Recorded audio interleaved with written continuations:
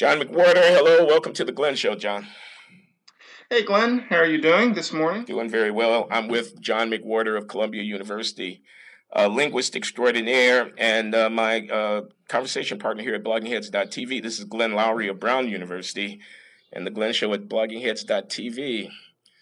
And we're here, John, just the week after the funeral for Reverend Clemente Pinckney and the ongoing funerals for other victims of the shooting in the African American church in Charleston, South Carolina, that has so captivated the nation. And the aftermath of those events, controversies over the Confederate flag being displayed, the sort of quickening of the conversation about race, President Obama and the First Lady presiding as chief executive and head of state, as the acknowledgement of the gravity and the significance of this horrific crime that we've all been hearing about and talking about, and the ceremonial aspects of that, the African American church, and the funeral, the sort of public spectacle and almost national mourning that ensued in the aftermath. The eulogy given by President Obama, which, and I'll stop. I know I'm going on a little bit, but I'm just sort of trying to set the stage here because these are momentous events and these are very, very significant times. You and I, John, have been, quote, the black guys at bloggingheads.tv for almost a decade now. And it has been that long. It has been, John. And we're therefore, obviously responsible to address ourselves in this forum. I mean, it's not our main response or the main thing we're doing. It's one of the things we're doing in this forum here at Blogging Heads to these great events. So I wanted to invite you on for a conversation. I really don't have an agenda as such. So many things have been happening. There was the Rachel Dolezal controversy, this woman passing for black, head of the Seattle NAACP, and the profound issues of racial identity and such that you've written so much about and in some ways have lived in your own experience. I'm sure you would have a great deal to say about that. I don't know. These don't necessarily go hand in hand, these two themes at all. I don't know what we'll get to here. I want to turn it over to you. And there are many other things happening besides, of course, we must say here, the Supreme Court having handed down this landmark decision on the status of equality for gay marriage. That's not on the race theme, but it's in the air. So, John, that's my introduction. 3 minutes and 7 seconds, according to my time. It's been a wild couple of weeks, but I think it all fits. Rachel Dolezal got roasted by black and a lot of white America for presuming that you can be a white person who fashions yourself as black without having grown up and lived the negative aspects of the experience. So that happened. Then the Charleston shootings happened, and the relationship was that it showed a part of what black people do experience. And so you could have thought, she was instantly forgotten, but you could have thought, how dare you pretend to be black when this is the sort of thing that being black really means, a person might say. Then, in the wake of Charleston, you have finally some real movement on this issue of the Confederate flag. And that has been interesting. But then finally, we have the response, which is pretty neatly summed up by Mary Frances Berry today in the Times. She's a professor of, frankly, I don't remember what, at the University of Pennsylvania, and she has been the head of the U.S. Civil Rights Commission and is a strong voice from the black left. Been around forever.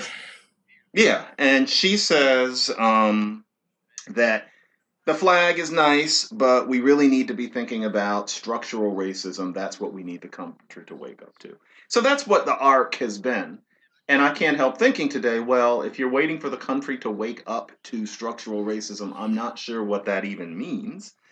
And so we've kind of come full circle to where I think we left our last Blogging Heads discussion. Rachel Dolezal was a freak.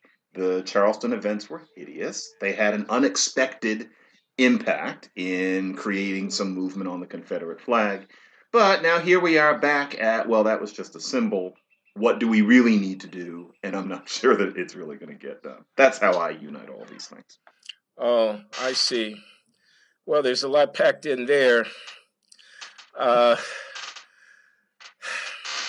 mean, what Rachel Dolezal herself is now old news and was something of a freak show. What were your thoughts when it turned out that a 21-year-old fool had committed those acts in a church? Yeah, I agree. I think the Dolezal issue could be set to the side, and maybe left there.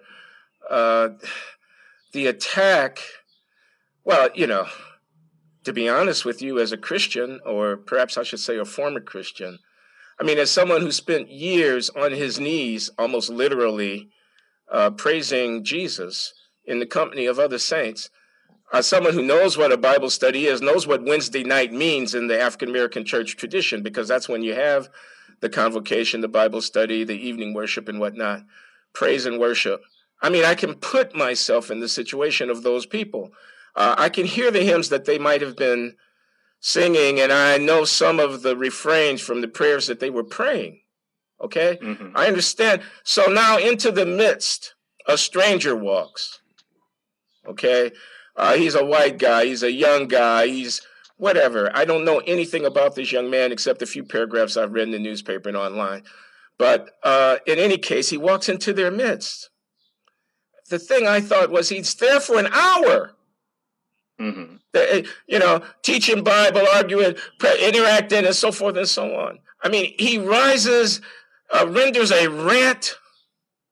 I'm told that one of the victims said, "You don't have to do this," to him before he began to discharge his weapon in their midst. Think of the carnage, man. Brains blown and splattered to the wall where people had been praying. I mean, just so horrific beyond any understanding or belief, beyond unbelievable. I thought, what an act. So all of these words of evil and whatnot, they would necessarily apply. Anything that you try to reduce it to a simple thing is going to be, I think, a platitude that somehow doesn't, I want to say, rise to the occasion of looking into the depths. Okay, I mean, if you try to reduce this to a bumper sticker, you're on the wrong track. I think we have to somehow be in awe of this event, and I don't mean that in any celebratory way. So yeah, I mean, that's what I thought. I thought, oh my God. Now, I mean, there's a couple of things, and I won't go on for long, John. White supremacy as an ideology. Okay, active racism, black hating, Jew hating, white nationalist as an ideology. Okay, it's fascism in our midst. It's a fringe, but it exists. Okay. I don't think there's any argument in the debate about should this be called a terrorist act or not. Obviously, it was a terrorist act. It was a terrorist act every bit as much as blowing up that building in Oklahoma City was a terrorist act. Okay? It's a horrific thing.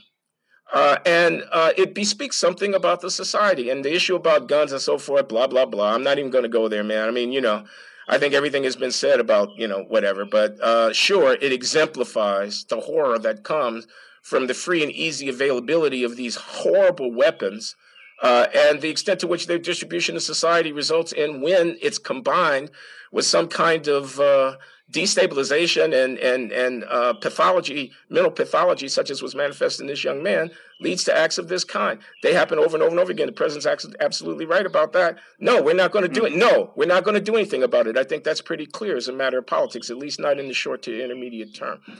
But I wanted to say about white nationalist ideology, and I'll stop. I'll desist. It's a deep sickness, okay, to which in our society, which is active, ongoing, and which has manifested itself in this event. It's not a mainstream thing. I think trying to paint the conservatives or the Republicans with a brush on this is, it's predictable MSNBC stuff, but it's off track. But we are seeing the horrible consequences of its manifestation.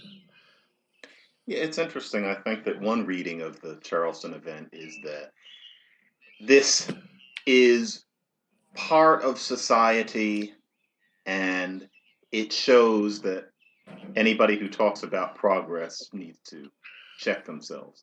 And it's horrible. I mean, brought forth what it must have been like, what that scene really was like, very articulately.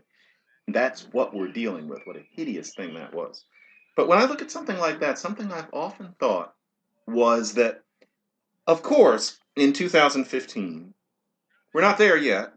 There are going to be people like him, and it's not just going to be one or two. And unfortunately, the internet is going to concentrate people like that. And I have even read that since Obama was elected, there are more groups like that than there were before. Although teasing that out from the fact that the internet and broadband have created a certain culture as well is difficult. But, after cars started replacing horses and buggies, there were horse and buggy societies for a long time. Yeah. Because some people like them. Now, no one ever said, well, this means that horse and buggies are still with us and we better watch out because they might rise again. It was that it became special. And I always find myself thinking Emmett Till was not killed by a hate group. The church bombing in Birmingham that killed the little girls, they weren't a hate group. They weren't peculiar. They were mainstream. Whereas we've gotten to the point where if somebody like Dylan Roof, yes, he's got comrades, but basically he baffles everybody around him. He's part of a minority movement. And that doesn't mean that we shouldn't care. But I have a hard time going with someone like him and thinking this is what it is. I think, well, he is a remnant of what it was. But I guess I'm an outlier on that in many circles, because then it sounds like I don't think that it was a terrible thing. But yeah, the MSNBC take, and I did a couple of MSNBC appearances a couple of weeks ago, so I hope it isn't hypocritical of me to say. I think that the general take on MSNBC and its comrades is not mine, in that I don't see Dylan Roof and think, oh goodness. I think we're not past it yet. That is how that made me feel. Yeah, man. This is, I think, what you just said, it exemplifies the point I was making about how if you try to reduce this event to a bumper sticker, you're doing a disservice, to the gravity and profundity of the event itself. One of the bumper stickers to which the event might be reduced is, I'm sorry, Mary Frances Berry, an honorable person long in service to the cause of civil rights, but would be what you described of her comment in the New York Times, which is, see there, it just shows how we have to address the deep questions of race in American society, such as what the liberal agenda has been prescribing. And then there would be a list of the usual suspects for liberal reform on the racial front.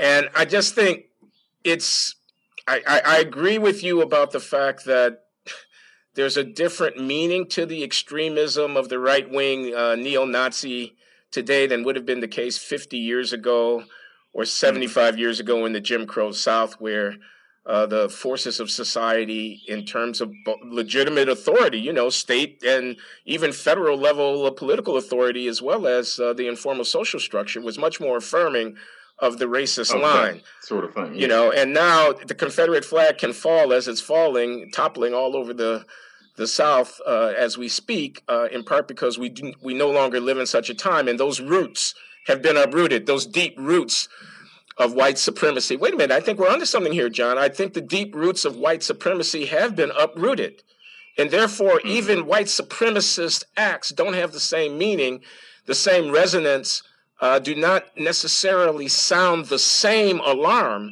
as those same acts would have done and would have had 50 years ago, even though the advocates of, black interest are speaking as if it were, because they've reduced to a bumper sticker because they haven't thought sufficiently deeply, again, forgive the presumption, about exactly what the nature of the racial oppression problem is in our time, not what it has been.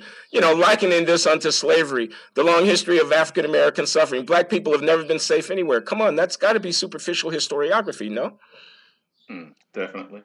I think also the Confederate flag, though. Yeah. It's funny.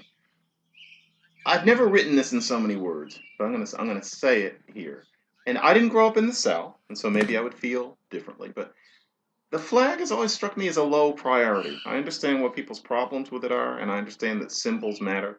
But there's always been a part of me that thought, I don't want to beg America to take away something on the basis of the idea that it hurts me.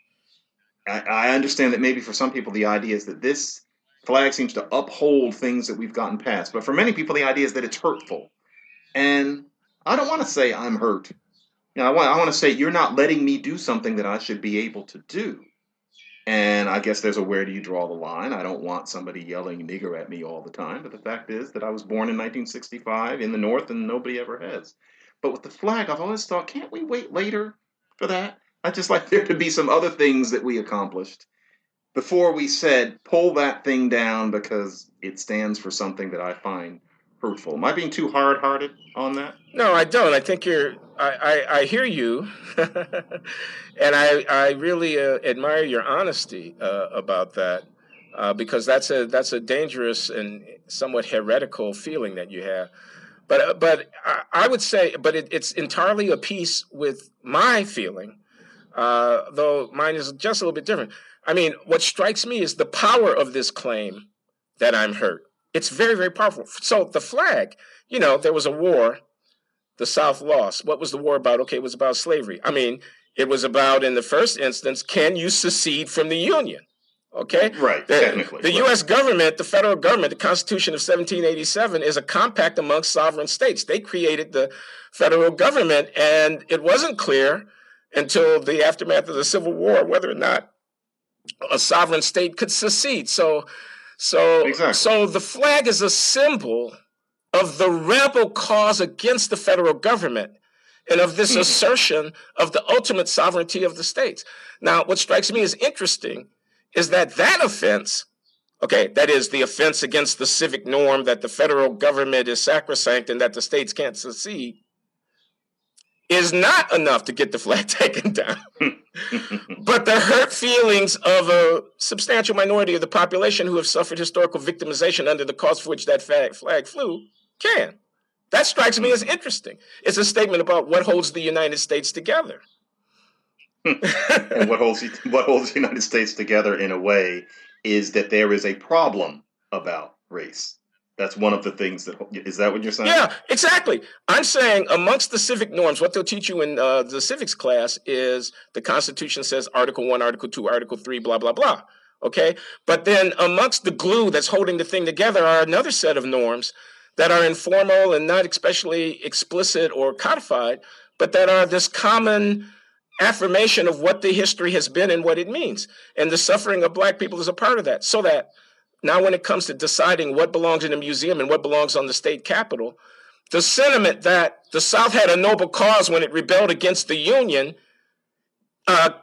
is not sufficiently sanctioned, by our common civic creed to have the flag taken down.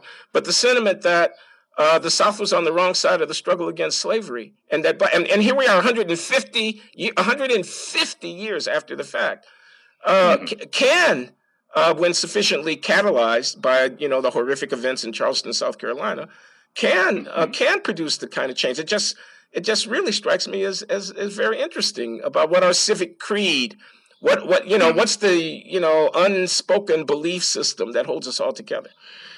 What's interesting though is also that to the extent that a great many Black people feel differently about the flag than we do, and it certainly I don't think bothers either one of us for the flag to finally come down, that who would have thought it would have happened now? And who would have thought that it would happen to be the Dylan Roof event that tipped it? You never know how history is going to happen. You would never have known that what happened in Ferguson would create a whole awareness of the Black Lives Matter notion. And you would never have known that a church shooting in Charleston would finally make the dent in this pro-Confederate flag movement. But it happened, which is another thing that is difficult to comment on. It makes history difficult to write about because it doesn't make the kind of sense that we would prefer that it did. But I certainly don't mind that the flag is down. It was tacky. It's something I thought about from when I was a kid. And, to be cynical, now that that's gone, maybe it'll shunt that attention into some things that I think are more important, such as, Black people being poor. And so I don't mind, but yeah, you're right. It took something more emotional than maybe both of us would have preferred. But, we weren't being asked. And here we are. But Mary Frances Berry is correct. I mean, she I had some disagreements with her 10 years ago, and I've noticed that in settings that she and I have been in together, she's very good at it. Very politely, without making it clear, very politely, never says anything to me. If I say something to her, she'll say a sentence and a half, but she'll never address me, never look at me. It's clear what she thinks of me, and she does it very graciously. But I think that really she and I are in agreement that the flag, okay, but really, what was more important was things on the ground. Now, she thinks America's going to learn about structural racism. I don't think that's going to happen. But I think she's right that how much of a victory is it that now that the flag is down? Don't we still feel like something hasn't happened? And okay, so that's Go may I just interject, John McWhorter? I want to go back now to your profoundly interesting characterization of Mary Frances Berry's attitude toward you. I find that so interesting. Now, I read that as saying at the end of the day, you're beneath contempt in her eyes, but that she conveys that dismissiveness in a way that doesn't break some kind of social decorum. And I find that interesting on so many levels, and I don't want to embarrass you or put you on the spot at all, so we don't have. It's okay. But I mean, so why should you be beneath contempt? I mean, and you know who you are. We all know who you are. We at the Blogging Heads audience know who you are because we've heard you. And whatever your opinions might be, right? I mean, people can disagree about all manner of things. Beneath contempt? Come on. So why should you be held in such irreputed disregard by the Mary Frances Berrys of the world? So that's one kind of question that comes to mind. Another, and again, this is where I really beg your forgiveness, has to do with your, excuse me, and I almost want to say our, but because I can, I have my own stories I could tell, experience of being so dismissively regarded. Your anticipation of it, your processing of it, the meaning of it to you, I mean, as it inflects with your own blackness, if I may be so bold, etc. These things are also very interesting. I mean, we could get larger and talk about what it means for the capacity for us to have, really helpful and effective deliberation, for arguments to be able to go forth, because there's a kind of censorship and a kind of sanctioning that goes along with the Mary Frances Berrys of the world regarding the John McWhorters of the world with contempt. And that surely delimits the honesty of the exchanges that we have, in whether it's on camera or off, etc. But so were my thoughts at that moment, John. Thanks for allowing me to interject. Oh, no, that's okay. I wasn't even thinking of that as something to dwell on. But I mean, there are a few lessons in it. Here's how it goes with Mary Frances Berry and her reception of me. First of all, it must be admitted that she probably would have formed that opinion before, say, the me that people on Blogging Heads have seen, etc., the me after Obama. During the first couple of years I was writing, before I had my sea legs, before I knew I would be doing it forever, I wrote a few pieces that were ad hominem, and I'm happy to say they were never mean. I never tried to do a takedown of somebody, but I wrote some pieces where I kind of sounded off a little bit because it hadn't occurred to me yet. How would I feel being on the other end of it? Is it necessary? I hadn't met these people, and so I didn't realize, once you're in a room with these people, you realize they don't deserve to ever be written about like this. So I did write one article, an op-ed on Mary Frances Berry and the Civil Rights Commission, I think in 2001, and it wasn't kind, and if she read that, then she would have had every right to think of me as a bad apple, although it should be said that then in the mid-aughts, we did News and Notes with Ed Gordon, an NPR show, where we were... I remember that. Yeah. We were quite often on the same panel. And by then, I was saying things that maybe weren't exactly what she would think, but that I think anybody would consider reasonable. This was around the time when I was becoming known as unpredictably moderate or whatever I am. And yet, even then, it was clear that I just did not exist. But I get it. I mean, being somebody who was minted when she was minted and who did the things that she did, somebody like me, or frankly you, comes off as a traitor. Because there's a certain, especially in the 60s, there was a certain political position that I think made more sense then than it did by the 80s. And so there's a conditioning there. And finally, nobody reads or pays that much attention to anybody but a few people have time. We can't. We don't have time. And so Mary Frances Berry, it's reasonable to think that she read that op-ed, maybe a couple of others I wrote. She may have looked at a chapter of my first book, Losing the Race, maybe not. She doesn't have time to know any more than I have time to read all of her work. Let me. So after a while, I'm almost done. No. Your opinion sticks, and you just leave it there because you don't have time to sit and revise your opinions of everybody. So I think it's probably that too. That's just life. No, you mentioned Losing the Race at the end, and that's what I was going to call attention to. I think while she may or may not have read a chapter, she certainly read some reviews or, read some reviews of some reviews. And it was enough to know. I mean, it was a notorious book, and that was 2000, was it not? That was now 15 years ago. Yeah, 2000. So, and then 2002 when that piece. So at the time that you wrote that takedown of her, she would have been in the aftermath of the general echo chamber of dismissive and contemptuous regard for John McWhorter, because he was the guy that wrote Losing the Race.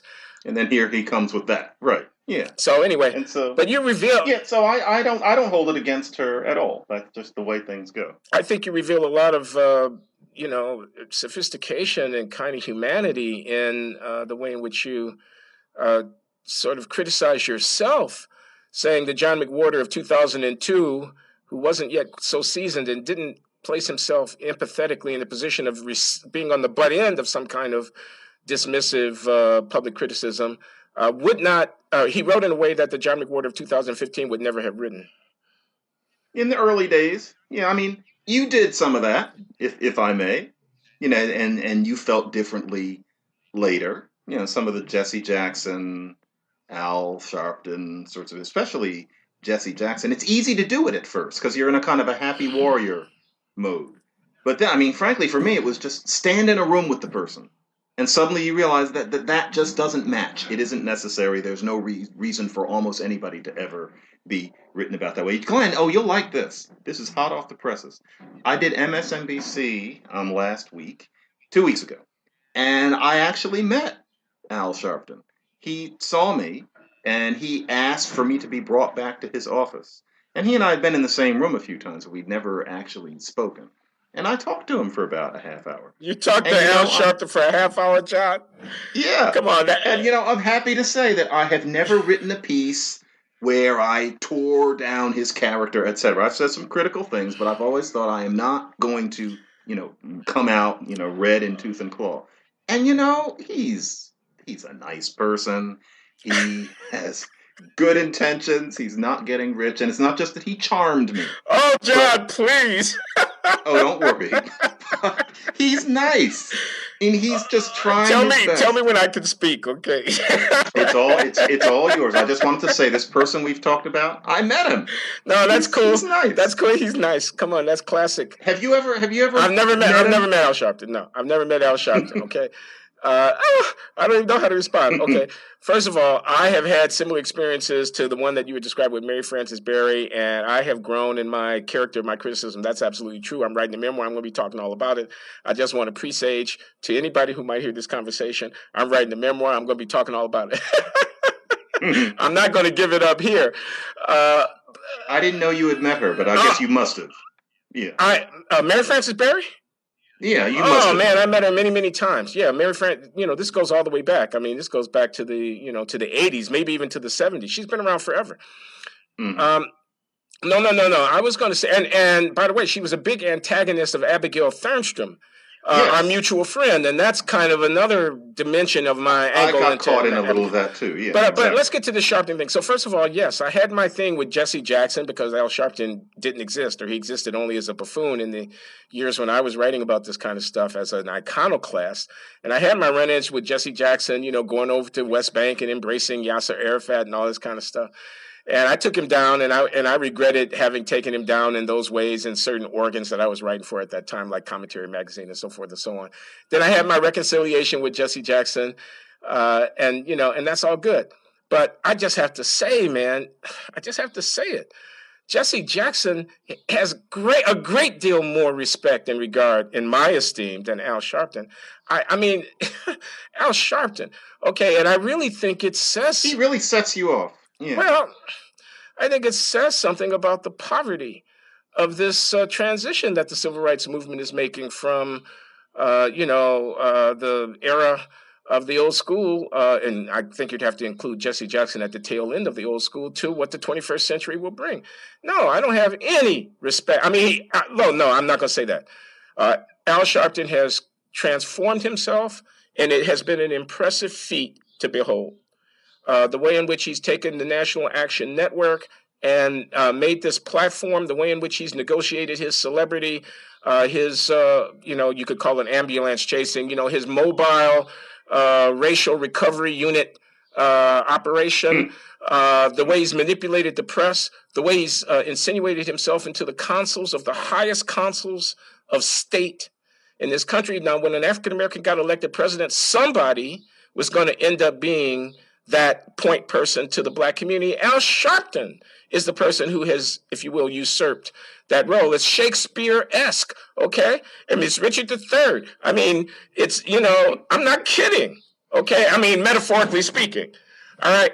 But I remember Al Sharpton, okay? And every time I hear him speak, it reminds me of what I remember about Al Sharpton. I just can't let go of that. And so the fact that this person has become the, he's behind the president in the photography in the Memorial 50th Anniversary March at Selma,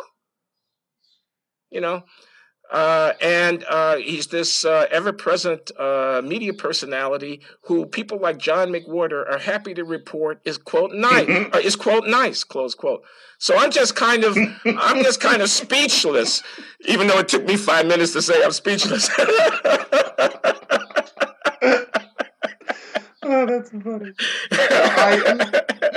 If we're gonna accept ourselves and forgive ourselves for stuff we did before. Yes. I mean, I've written about the stuff that Al Sharpton did before, yes. and quite honestly, but people develop, and okay, he's not one for openly admitting it or writing a memoir about it. None of us are perfect, as we've said before here. I think you give him more significance than he necessarily has. I mean, okay, he's in photographs, etc., but I can't help wondering, if you're going to write a black history of the late 20th century, what did he do? And then I think you underplay what he did with Amadou Diallo on. I mean, I really do think that he has helped bring attention to the police issue. And then we were divided on what one does about the police issue after one is aware of it. But I found him not only nice, but I got the feeling that he really was somebody who was interested in making a difference, not lining his pockets, because I don't think there's anything in his pockets. And his MSNBC show is really not very high rated. I got the feeling that he was a real, from our conversation, it was about a half hour, race man. I didn't feel like I was talking to a hustler. Maybe I'm too naive to see what it is, but he was just trying his best, and there he was, a flawed person like all of us. But you were always thinking about him in Crown Heights and, saying things about Jews. Can't we get past that part? Not only that, John, but yeah, we can get past that part. Okay, not only that, I'm an intellectual, and I think he's a lightweight as far as, well, he never claimed it. Okay, yeah, exactly. He's a boy preacher. As I said, I'm a recovering Christian, quote unquote. I mean, I'm a guy that, used to be in the church and whatnot. And his is a shtick. It's the kind of spiritual roots going in. I'm sorry, that's a terrible thing to say. I don't want to say that about Al Sharpton. Even I don't want to say that about Al Sharpton. See? Yeah, I do see. Actually, I was getting ready to say something, and I'm, reprimanding myself because it was an ugly thing for me to have thought to say. Understand, there are imperfections. I mean, you could say all the same things about Jesse Jackson. I mean, to tell you the truth, I would say that he has dirtier hands than Sharpton. I mean, I think he's kind of old news, but if you were going to get all moralistic. Well, it's debatable, but I hear you. Yeah. So I just wanted to say I was in his presence, which I never expected to be, and we actually had a conversation. Okay, so 30 minutes. So here, I got to ask you a question, John. Please, again, forgive me. Are you campaigning for an MSNBC thing? Oh, hell no. No, for one thing, I'm not that good on TV. And also... Really? Really? Yeah, I'm a little odd on TV. My head is too big. it's hard to get the makeup right. I don't look good in a suit. It's a little off. And also something you probably feel something similar when you're on TV. That the TV format where you're having a quote unquote conversation. Oh, it's completely different than real life conversation. Yeah, and yet you're supposed to pretend. And I always just feel I could be having my own say, writing 800 or 2,000 words. Yeah. And instead, I'm speaking this soundbite language. So I think I'm adequate. But in general, I always just feel like I just got started, and then we're on to the commercial. No, yeah. MSNBC used to use me more, and they use me less now, and I think it's because they finally got wise. But I needed to do a little bit over the past couple of weeks because these events were so important. Yeah. And it's summer, and you don't want to do no TV because then, frankly, as I'm sure you've noticed, TV is part of how anybody knows who you are because there's a glamour factor that people seem to perceive. But no, not a gig. I like writing gigs, not soundbite gigs. Although MSNBC is so intelligent, usually, that I make an exception for them. It's like being on NPR on TV. So I when they call, I try to answer. Definitely. Well, it's worth pointing out here at bloggingheads.tv that on TV, 30 seconds is forever. Okay, so you had better get whatever you have to say said in a manner that allows you to conclude well before 30 seconds have exhausted. Otherwise, it's forever, okay? And that is a very different way of communicating. You're right. It's a very different way of, quote, conversing, close quote. Of course, it's not, quote, conversing at all. It puts tremendous weight on the moderator, and when it's well done, it can work as TV, but it's not conversation. No, and here we have conversation. That was going to be my point. Yeah, and this could never be on national TV because you'd have to break for the commercials, and there's that there couldn't be any lulls, and that's why Blogging Head is special. But maybe it could be on publicly supported television. Maybe we could aspire to a Glenn show that is nationally syndicated. Although if you think about it, if that happened, then you'd have to wear a suit. We'd have to be sitting there on a set. And then it would be different, wouldn't it? Or maybe we wouldn't have to wear a suit. Well, yeah, maybe that would be part of the shtick. Maybe we'd be like one of these reality TV shows with these guys from the South going hunting, They're not wearing suits either. That would be a fun show to be on. Where you could wear normal clothes. Yeah. And it was in different scenarios. See, that's modern television. That's the way it should be. We could call it Smart Talk or something like that. It would be called that. Yeah. That'd be a lot. Oh, and by the way, we should get paid, okay? I noticed you saying Al Sharpton, you don't think he's in it for the money. I would not begrudge Al Sharpton if he were putting away money in the bank, man. I wouldn't begrudge him at all. If you've got a nationally syndicated television show, they ought to be paying you. The advertisers are evidently getting advertising benefit. I'm sure he makes a nice salary. Yeah. But I don't think he's a rich man. Oh. And he doesn't get rich off of any of these events, which is what some people say. So he's not in it for the money, and I'll grant you that. I wouldn't disagree. I wouldn't be surprised to hear that. But I want to go into something else, if I may, John. Sure. So the funeral of the Reverend Clemente Pinckney and the president's eulogy of him. Mm-hmm. The national, I don't know if you were able to see it on television. The president basically preaches a sermon in an African-American, it wasn't in a church as such, but in a, it was a church setting. And rouses, and he draws on the rhythms and symbolism and, the linguistic history of the Black church. He's the president of the United States. I thought it was so extraordinary. I'm interested in your take to see him performing this role as the chief executive, the president of the United States, present, excuse me, in the aftermath of this tragedy. And I would like to think that had the president been a white man, he or she or a white woman also have been present at this event. Mm-hmm. And had they been asked to deliver the eulogy, they might not have been so. Would have delivered it with, aplomb and in an entirely satisfactory way. But there was something extraordinary. And here you have the first African-American president. Here you have the Black church tradition, which has its spiritual and has also its political and civic, as the kind of birthplace of the civil rights movement, and as the supporting institution through all the long generations, and so just the drama of it. And so then Obama, and he stands there and he delivers this eulogy, and it of course celebrates the life of the tragically murdered state senator and pastor, and so on. But also, of course, goes on to make broader points. But also, of course, resonates with the cultural context in which the ceremony was being held, which is this African American religious tradition. The president breaks out into song. He breaks out into a verse of Amazing Grace, which I'm not going to do now, okay?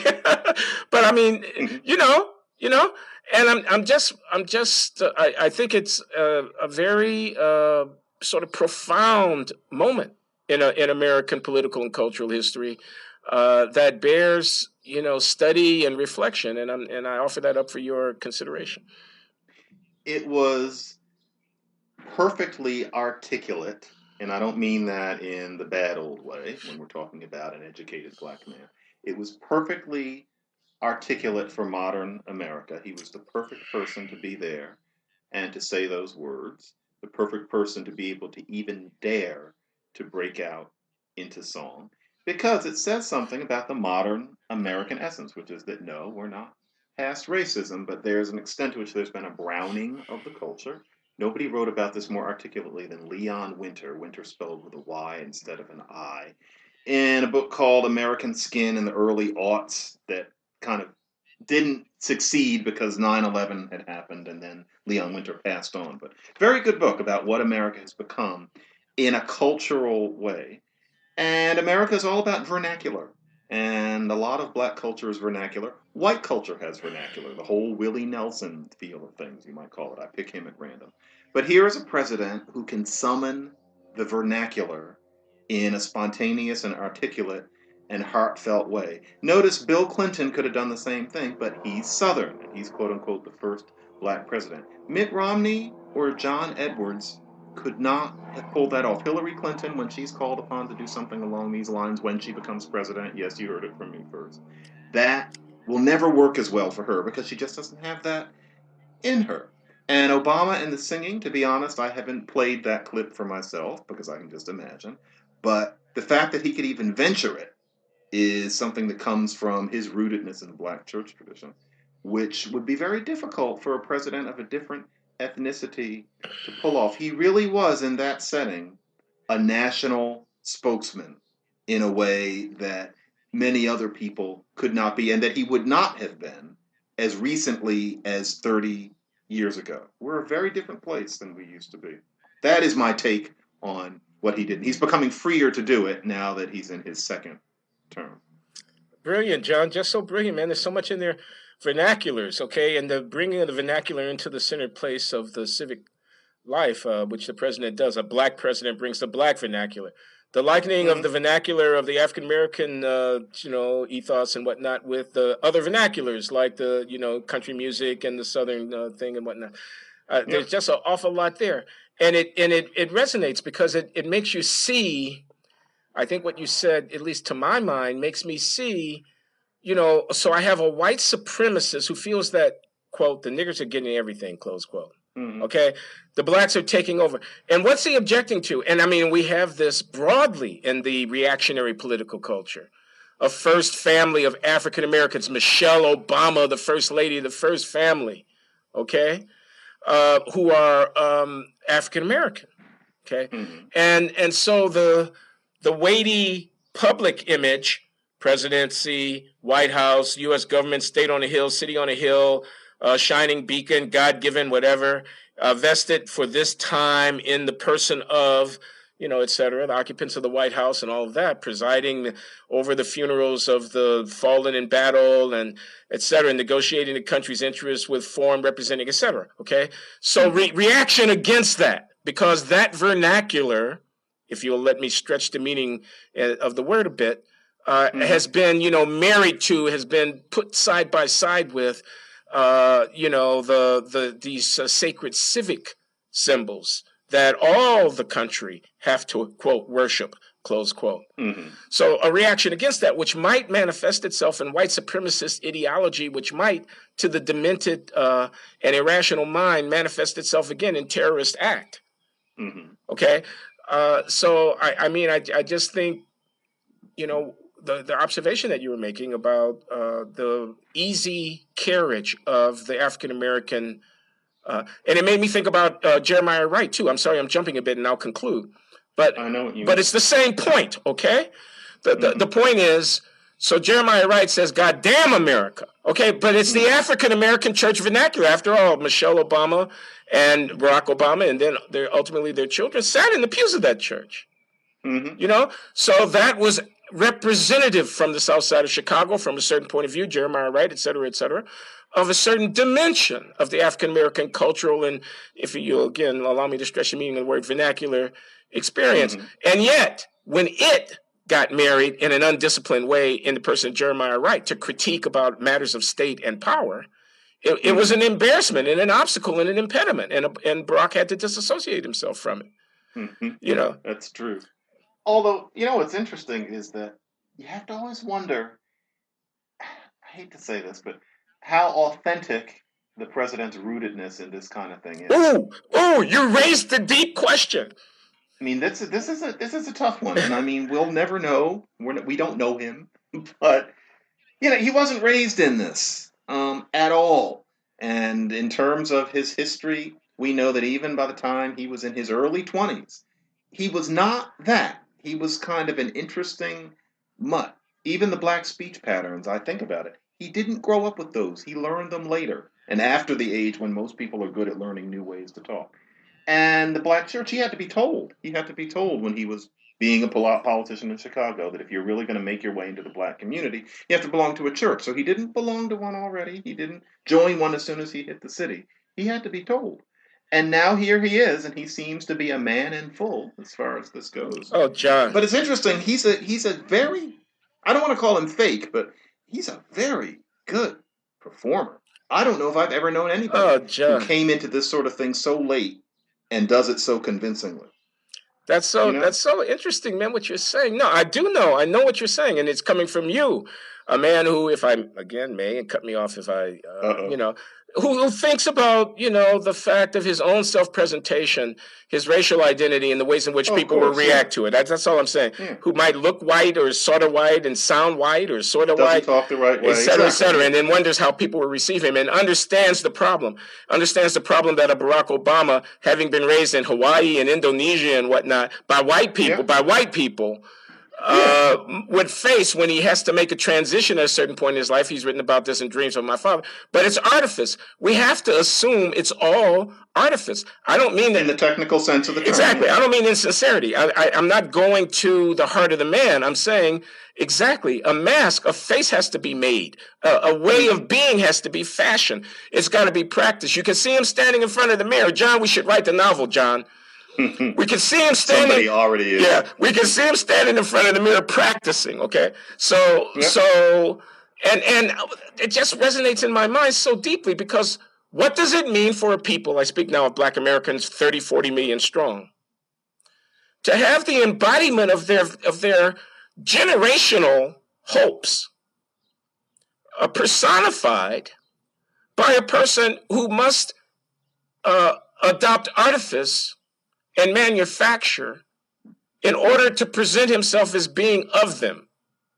Mm-hmm. What does it say of such a people? No. I think this is historic profound. Excuse me if I can, I'm just saying, here we are, because think about it. Okay, the stigma of race, slavery, okay, Orlando Patterson just brilliantly analyzes this, I think. Slavery has to be you putting the slave down. The slave must be a dishonored person. Okay, so honor becomes central to the whole quest for equality. And having the chief executive of state be of you, or at the very least, be a person who, when in a position of choice, chose to be of you, is countering the dishonor in a very deep way. But perhaps the only way that the state's symbolic power could be married to your quest for honor is through the person of someone who wasn't quite fully of you. Mm-hmm. And your stigma still resonates even in the workings of history that are aimed, that are intended to elevate you. I mean, anyway, I just see it as a kind of, very deeply ironic circumstance. And it means, if I may, you may, that you're agreeing in a way with people who thought that Obama's very being president had a significance, that there was something to it. Not everybody, including me, was very good at expressing what they were feeling, but that means something. You could call it superficially dramatic, or you could call it redemptive in a way, that person actually became president as early as the mid-aughts of this century. But there's a meaning in that, both in his artifice and in the fact that he artificed himself into membership in a dishonored culture. And yet we live in a time when that could come off as a kind of charisma, as a kind of power, as something that helped get him elected by both white and black people and people of other colors. He's an interesting figure, and it'll be interesting to see the biographies in about 20 years. And they're going to be very different depending on who writes them. But he's going to be a much chewier figure than, say, Ronald Reagan or even Bill Clinton in that way, because there are a lot of people in him. And he keeps us from them completely now, and he probably has to. But there's a lot in there that we haven't learned about yet from his autobiographical work. Okay. I've always been wondering. Now, I just have to make this observation. I think much that you say there must be right. The biographies are going to be very interesting, and there's no doubt that he's a historic figure and a very interesting figure, a uniquely American figure. But here's what I want to say. So you said you were born in 1965. He was born in 1962. Mm-hmm. Okay, so you all are not that different in age, which is to say he will have been president and not be an old man by any stretch of the imagination. That's very true. Okay, yeah. So the summing up needs to be, I think, the presidency of the United States is obviously a high point in some sense. But hell, a person who's not yet 60 years old, they're not done. No. Not by any means. So, the quote post-presidency, and I don't want to lapse into, kind of cliche here in terms of categorizing a person's life in terms of presidency and post-presidency, but it's inevitable. It's inexorable. Mm-hmm. And I think that, may be the more important part of it. That's where I'm going. It's funny. I'm thinking now, there's a certain kind of person who's going to jump in and want to do the first biography after Obama has been president. There's more than one of them. Oh, yeah. After he's been out a couple of years.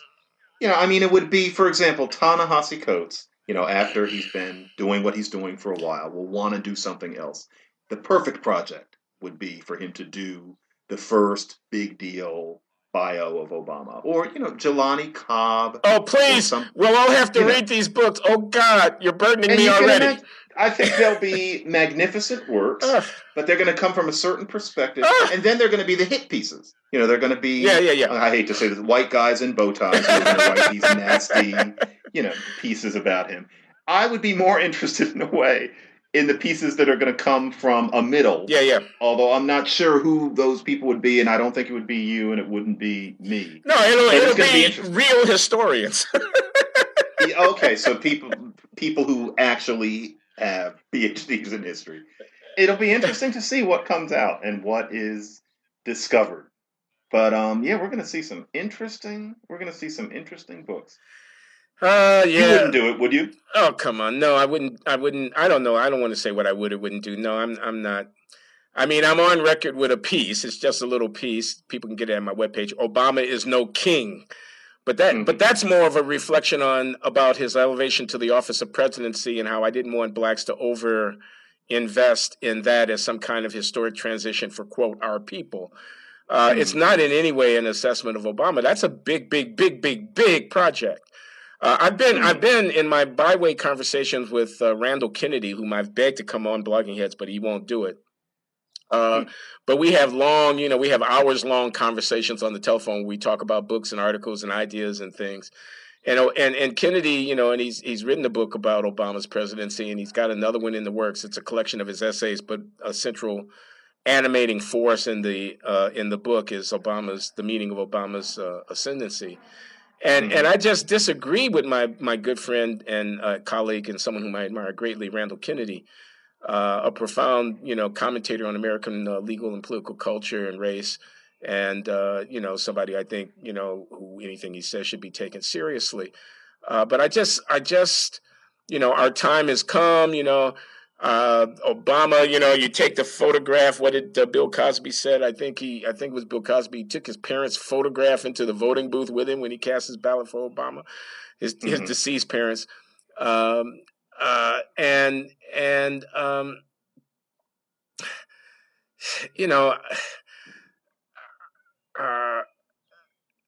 So I've been resistant of the elevation of the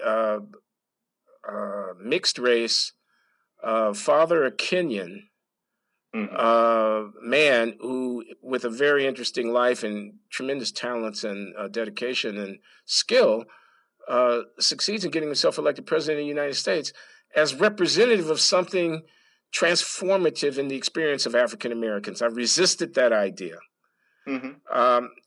But, I'd much prefer that Obama be taken seriously as a president of the United States and not have the iconic biographies come from with respect, Ta-Nehisi Coates and Jelani Cobbs or whomever of the world who want to write through this lens of this voice of this, that Randall Kennedy too would write of, what it means for African Americans. I'd much rather have it assessed in terms of the Affordable Care Act, which of course is going to be at the forefront, and the meaning of the American welfare state and the ability of the United States to grapple with its issues and, reform its institutions, extend its social safety net and so forth and so on.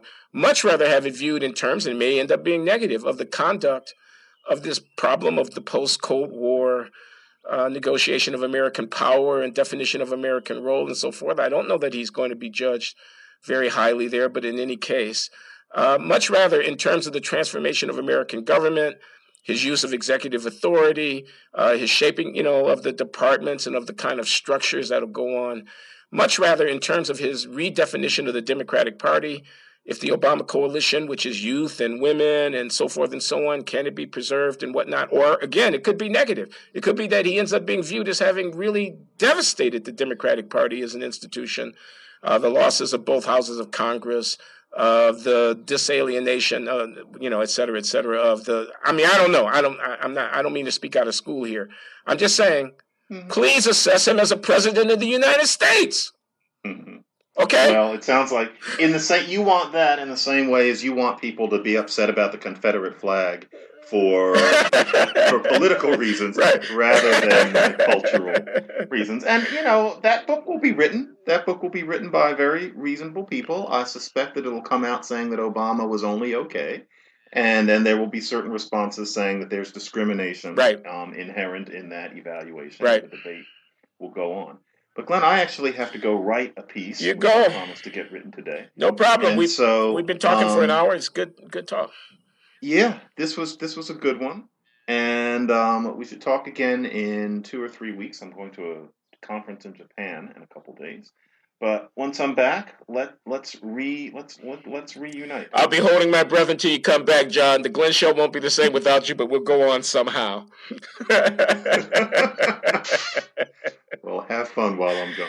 Okay, John. Thanks again. Take care.